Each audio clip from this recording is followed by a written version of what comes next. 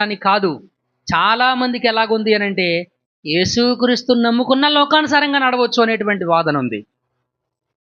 దానికి దేవుడు ఒప్పుకోడు. దేవుని వాక్యం ఒప్పుకోదు. దేవుని వాక్యం ఒప్పుకోదు.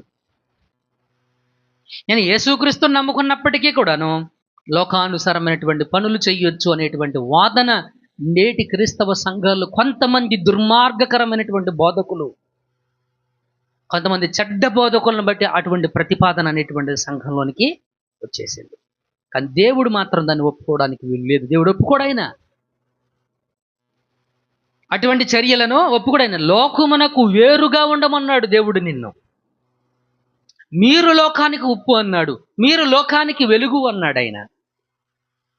కానీ మనము వెలుగుగా ఉండడం లేదు, మనం ఉప్పుగా ఉండడం లేదు, మనము లోకంతో పాటే ఉంటున్నాం.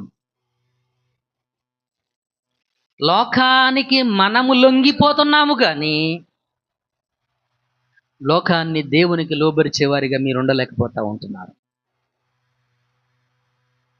లోకాన్ని దేవునికి లోబరిచేవారిగా మీరు ఉండలేకపోతున్నారు.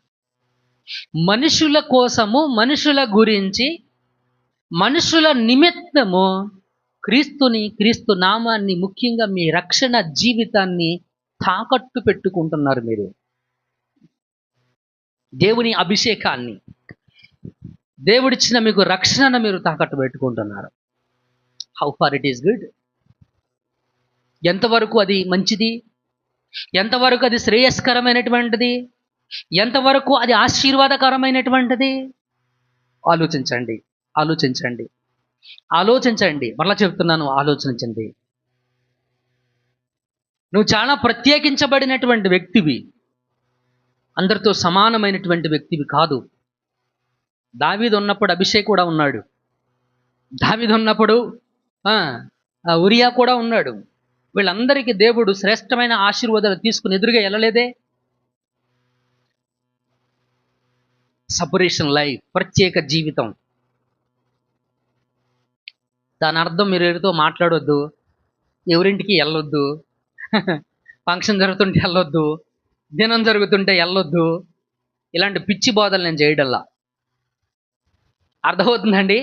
ఎవరితో మాట్లాడకుండా నువ్వు నీ కుటుంబం మట్టుకే ఇంట్లోనే టెస్ట్ వేసుకొని కూర్చోండి, గుడ్లు పెట్టండి అని నేను చెప్పట్లా. అర్థమవుతుందండి? సమాజంలో ఉన్నావు, నువ్వు సమాజంతో మాట్లాడాలి, సమాజంతో నడుచుకో, సమాజంతో నువ్వు జీవించాలి.